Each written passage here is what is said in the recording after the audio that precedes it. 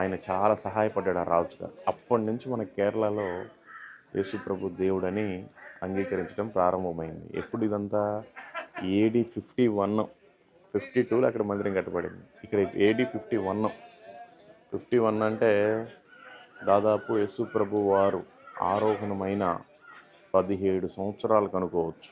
ఇంచుమించు 17 సంవత్సరాలకి ఆయన ఇక్కడికి వచ్చాడు. ఏడి 51లో ఇక్కడ మొట్టమొదటిగా ఇదిగోండి ఆయన ఇట్లాగే దిగి, ఇట్లాగే ఈ పడవ దిగి, ఈ పడవ కూడా అందుకే సింబాలిక్గా పెట్టారు. ఆ పడవ దిగి ఇక్కడ మొట్టమొదటిగా అడుగుపెట్టి ఈ భారతదేశంలో సువార్త ప్రారంభించారు. సో ఇప్పుడు మనం చర్చ్ దగ్గరికి వెళ్దాం. అక్కడ ఆయన చేతి బోన్ కూడా ఉంది, ఒకసారి చూద్దాం. ఇంకా వీళ్ళంతా ఆర్సీఎం కనుక ఇట్లాగా జెండాలు అది ఇది పెట్టుకుంటారు.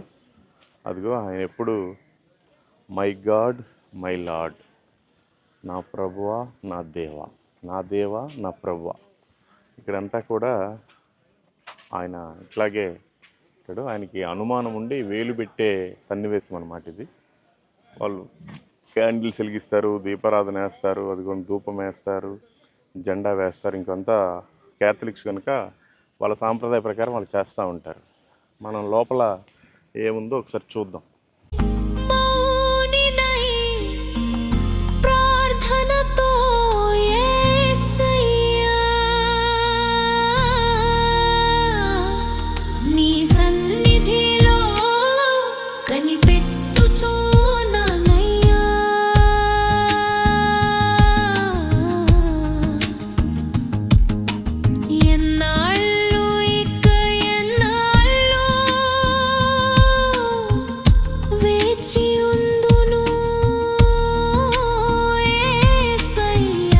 ఇమేజ్లో చూడండి, ముస్లిమ్స్ ఉన్నారు, బౌద్ధులు ఉన్నారు, బ్రాహ్మిన్స్ ఉన్నారు, హిందువులు ఉన్నారు.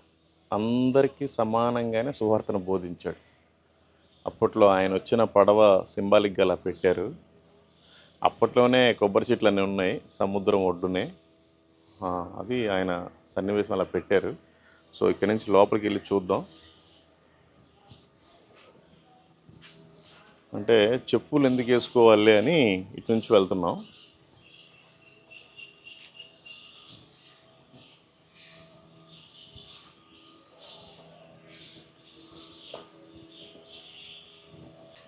ఇదిగోండి మార్తోమా నగర్ ఆజికోడ్, ఇది కొడంగలూరు మండలంలో ఉంది.